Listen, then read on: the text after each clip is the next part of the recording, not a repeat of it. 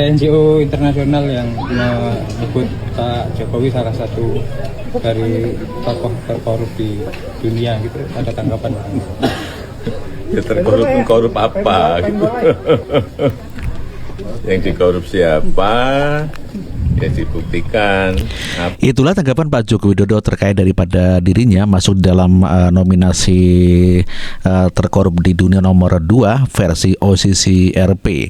Dan tentu saja membuat para pembencinya dan khususnya adalah pendukung perubahan dan pendukung Ganjar 16% begitu sangat geram sekali kepada KPK dan minta segera agar KPK langsung mengarungi Pak Joko Widodo. Dan inilah mereka-mereka para pembenci Jokowi yang sekarang menjadi gila beneran dikarenakan gregetan dengan KPK. Oh ternyata ini ada analisa menarik nih saudara. Ada 6 alasan kenapa Jokowi itu harus diadili, ya kan? Harus diringkus, dikarungin, ya kan? Diciduk, ya kan? Dan juga diadili untuk membuktikan alibinya. Aduh, ini berita FN. Jokowi ini salah satu tokoh kejahatan korupsi.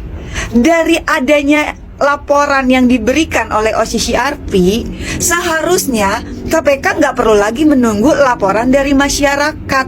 Ya segeralah ambil tindakan. Aparat penegak hukum pun langsung tuh memanggil Sri Mulyono-nya, memeriksa, mencari tahu, meninvestigasi kebenaran yang disampaikan oleh OCCRP. Kenapa ternaknya Mulyono pada nggak bisa mikir? Penyebab kenapa Mulyono sampai ada di peringkat 3 daftar nominasi pemimpin terkorup dunia. Kenapa ternaknya Mulyono pada nggak bisa mikir? Kalau di antara 8 miliar lebih manusia di dunia dan di antara 193 pemimpin negara anggota PBB, kenapa Mulyono yang bisa ada di peringkat 3 pemimpin paling korup? Kenapa ternaknya Mulyono pada nggak bisa mikir? Kalau semua nama pemimpin dunia yang masuk daftar paling korup adalah pemimpin yang kelakuannya emang pantas ada di situ, termasuk Mulyono. Kenapa ternaknya Mulyono pada nggak bisa mikir bahwa bukan tanpa alasan dan tanpa sebab akibat nama Mulyono ada di peringkat 3 dunia? Kenapa ternaknya Mulyono pada nggak bisa mikir bahwa lebih penting untuk menyelamatkan Indonesia demi anak cucu kita ketimbang menyelamatkan Mulyono demi keluarganya dia? Kenapa ternaknya Mulyono pada nggak bisa mikir kalau mereka itu semuanya cuma dimanfaatin doang? Jadi kenapa ternaknya Mulyono pada nggak bisa mikir? Karena ternak emang nggak bisa mikir. Karena yang namanya ternak asal dikasih makan, disuruh ngapain juga pasti ngikut. Karena ternak kerjaannya bukan mikir, tapi nurutin pikiran majikannya. Dan kenapa gue ngomong kayak gini? Karena gue bukan ternak Mulyono. Salam semangat antitesa 24. Gue baru banget baca tanggapannya KPK mengenai Sri Mulyono yang masuk ke dalam daftar tokoh kejahatan terorganisasi dan korupsi versi OCCRP. Ketua KPK Setio Budianto mengatakan kurang lebih ya akan menindaklanjuti jika ada informasi dan laporan. Lah kan udah jelas-jelas ya, gue jadi benar-benar gak habis pikir nih. Kan udah jelas-jelas OCCRP ini melaporkan atau menginformasikan berdasarkan investigasi informasi yang didapatkan oleh OCCRP dari jajak pendapat, dari polling, dari laporan-laporan bahwa Jokowi ini salah satu tokoh kejahatan korupsi. Dari adanya laporan yang diberikan oleh OCCRP, seharusnya KPK nggak perlu lagi menunggu laporan dari masyarakat. Ya segeralah ambil tindakan. Aparat penegak hukum pun langsung tuh memanggil Sri Mulyono-nya, memeriksa, mencari tahu, meninvestigasi kebenaran yang disampaikan oleh OCCRP. Kan selama ini tugas KPK itu salah satunya ketika mendapat laporan informasi seseorang diduga terindikasi terlibat korupsi, langsung kan mencari tahu, menindaklanjuti. Lah ini kan udah dari OCCRP. Terus kenapa harus nunggu dari masyarakat? Gue benar-benar gak habis pikir. Sementara nih ya, kalau membahas laporan dari masyarakat, apa kabarnya Blok Medan, apa kabarnya private jet, itu jelas loh ada laporan dari masyarakat, bahkan sampai turun aksi demo ke KPK menuntut keadilan mengenai Blok Medan dan private jet Tapi buktinya udah ada laporan dari masyarakat, KPK juga tidak menindaklanjuti tuh. Biasa-biasa aja dengan segala macam alasan begini, begitu, akhirnya nggak bisa ditindaklanjuti. Udahlah KPK itu bukan Komisi Pemberantasan Korupsi. KPK itu Komisi Pesanan Keluarga. Jadi ya seperti ini cara kerjanya KPK, pakai ngomong, ya menunggu laporan dulu. Kan udah jelas-jelas ada OCCRP yang menyampaikan, yang menginformasikan. Ya sudah, langsung ambil tindakan. Langsung tuh periksa, panggil si Mulyononya, bener apa enggak. Seperti itu harusnya KPK. Mikir dong KPK, mikir ya. Lu cuman bisa ngurusin Harun Masiku mulu sih. Jadi kayak gini otaknya. Parah banget lu KPK. Mulyono masuk ke dalam daftar tokoh kejahatan terorganisasi dan korupsi 2024 versi OCCRP. Pertanyaan gua, kira-kira beranikah KPK dan aparat penegak hukum untuk memanggil dan memeriksa si Mulyono? Jika sampai KPK diem baik, aparat penegak hukum diem aja, gue katakan KPK itu bukanlah Komisi Pemberantasan Korupsi, tetapi Komisi Pesanan Keluarga. Keluarganya siapa? Ya keluarganya si Mulyono. Untuk KPK, please ya, buktikan jika memang KPK ini berpihak kepada kepentingan rakyat yang tidak bisa diintervensi oleh pihak manapun. Jangan cuman bisanya ngurusin kasus Harun Masiku lagi. KPK masih banyak tugas-tugas yang harus dilakukan oleh KPK. Ayo kita buktikan nyali KPK dan aparat penegak hukum. Panjang umur perubahan, panjang umur perjuangan, gak mau berubah, gak mau berjuang. Apa kabar otak? Otak mana otak? Nih apalagi ada terong lah, ada bulurah lah, apalagi ada OCCRP. Aduh, OCCRP. Apalagi nominasi Jokowi sebagai terkorup di nominasi OCCRP. Aduh. Oh ternyata ini ada analisa menarik nih saudara. Ada 6 alasan kenapa Jokowi itu harus diadili, ya kan? Harus diringkus, dikarungin, ya kan? Diciduk, ya kan?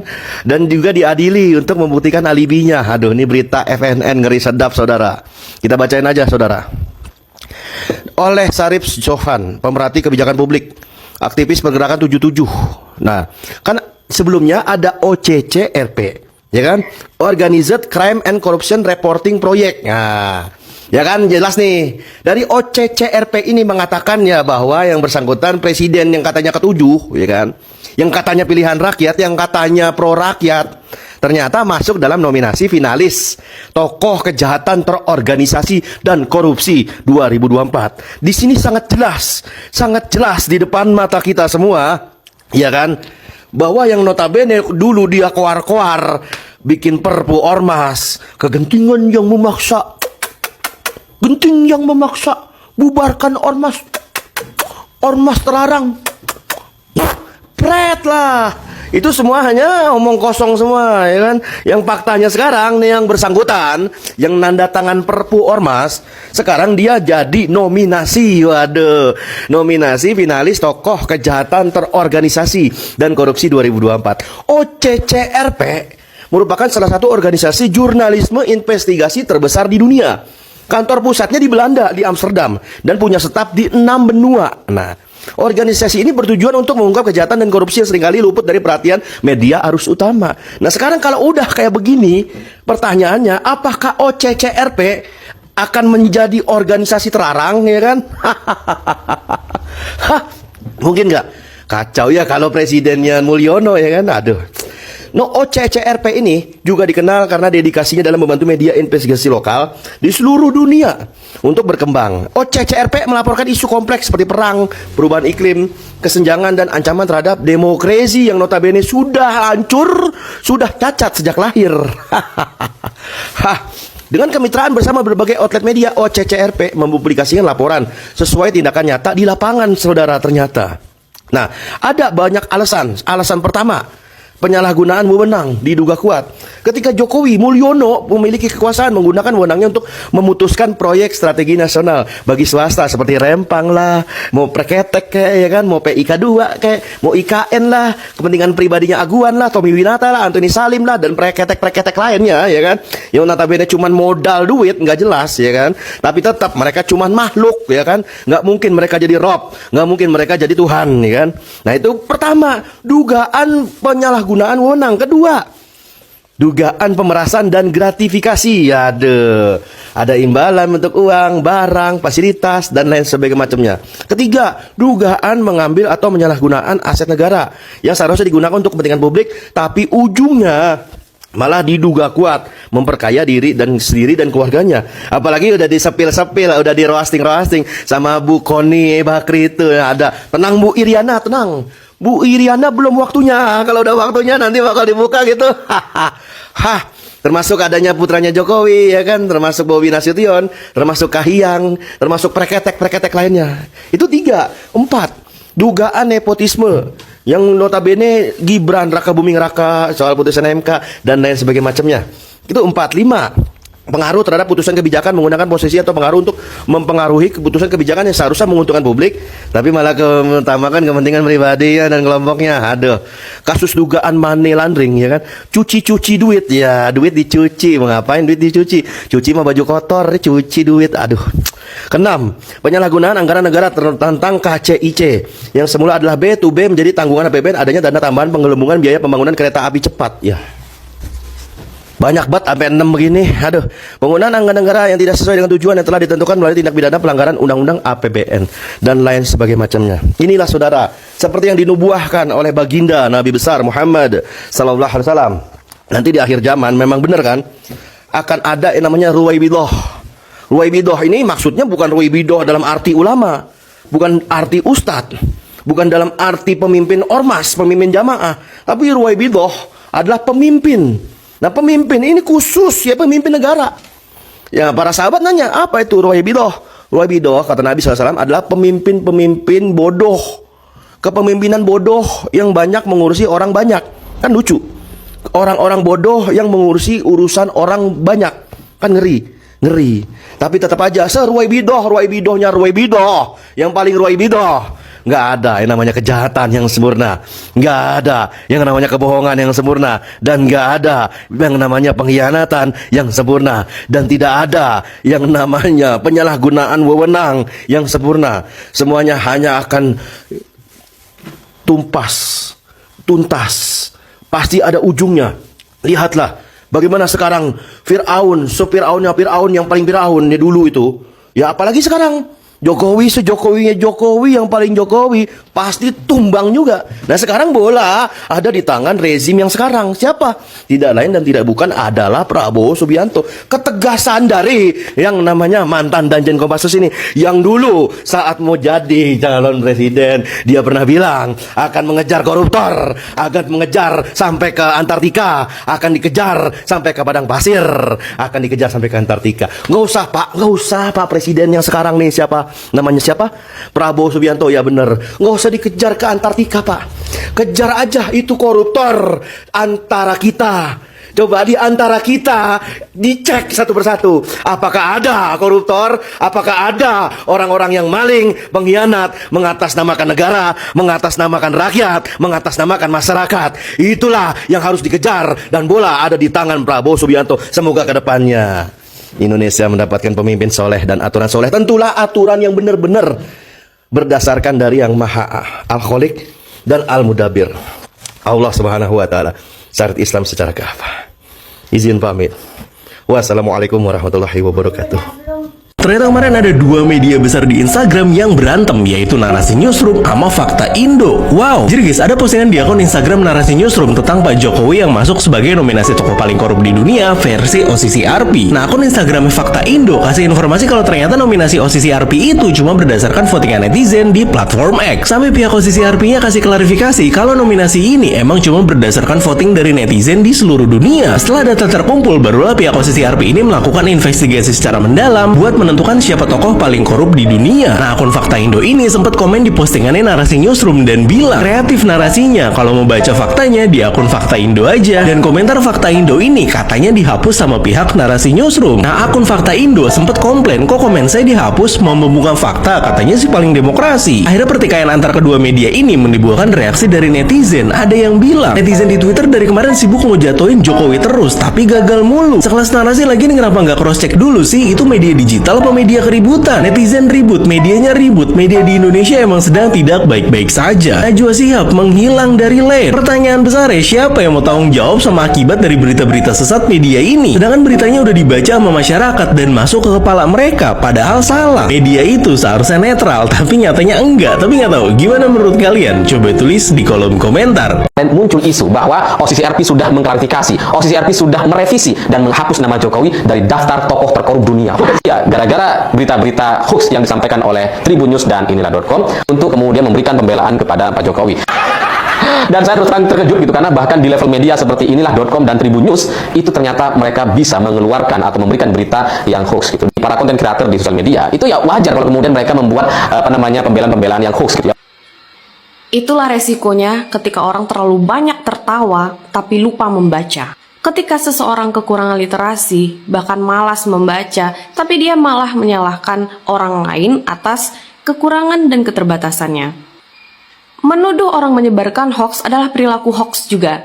Makanya Mas, Anda ini membaca, jangan banyak ketawa. Jadi istilahnya Anda ini seperti tong kosong nyaring bunyinya. Ya, tapi biasalah, kita sama-sama tahu itu adalah kebiasaan anak abah dan anak banteng, ya kan? Sini, saya terangkan pelan-pelan kepada Anda ya Mas yang terhormat. Tolong dong, siapa yang tahu akun Masnya ini tolong di-tag. Saya terangkan pelan-pelan kepada Anda.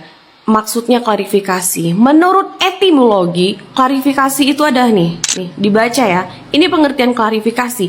Jadi, ketika pengumuman penobatan pemenang award People of the Year oleh OSIS RP ini, di bawah ulasan nama pemenang award pada tahun 2024 ini, memanglah ada nama Jokowi di sana. Tentulah dia masih ada menyimpan nama Jokowi. Karena yang akan dia klarifikasi dan yang akan dia berikan ulasan adalah sesuatu tentang Jokowi. Nah, seharusnya Anda berterima kasih kepada Tribun, karena Tribun lah yang pertama kali merilis versi Indonesianya klarifikasi dari OSIS RP ini. Anda tidak percaya? Saya komparasikan. Hal yang pertama diklarifikasi oleh OSIS RP adalah mengenai ini. Ini adalah versi bahasa Indonesianya. Penominasian Pak Jokowi itu adalah melalui email terbanyak dan support online yang terbanyak. Ini versi Tribunnya dan ini versi OSIS RP-nya. Nah, Anda bisa bahasa Inggris nggak? Atau kalau Anda nggak bisa bahasa Inggris, sini DM saya ajarin. Seharusnya Anda berterima kasih kepada Tribun karena mempermudahkan Anda untuk membaca. Yang kedua, ini Tribun menuliskan ini. Dan versi aslinya oleh OSIS RP adalah ini. Komparasikan Mas, atau kalau Anda nggak bisa bahasa Inggris, ditranslate pakai Google. Dan yang terakhir adalah ini, ya. Nih. Dan ini versi aslinya. Semoga kalian paham ya, apa yang dimaksud dengan klarifikasi oleh OSIS RP yang sudah diberitakan oleh Tribun. Nah, kenapa masih ada nama Joko Widodo di sana? Ya iyalah, dia kan mau mengulas nama Joko Widodo. Masa iya dia mau bilang step by step nama Joko Widodo keluar itu dia tidak sebut nama? Bagaimana bisa mungkin memberikan klarifikasi tapi tidak menyebutkan nama yang diklarifikasikannya? Nih pakai. Aduh. Lagi-lagi Tribun. Sempat disebut hilang, nama Jokowi rupanya masih ada dalam daftar tokoh terkorup 2024 versi OCCRP. Padahal kemarin udah senang tuh para ternak-ternaknya. Kalau nggak salah Tribun juga tuh yang bilang kalau nama Pak Jokowi sudah tidak ada lagi di websitenya OCCRP. Kok sekarang klarifikasi? Lain kali kalau mau nyenangin hati para ternak-ternak Mulyono, jangan nanggung-nanggung. Konsisten dong. Gimana sih?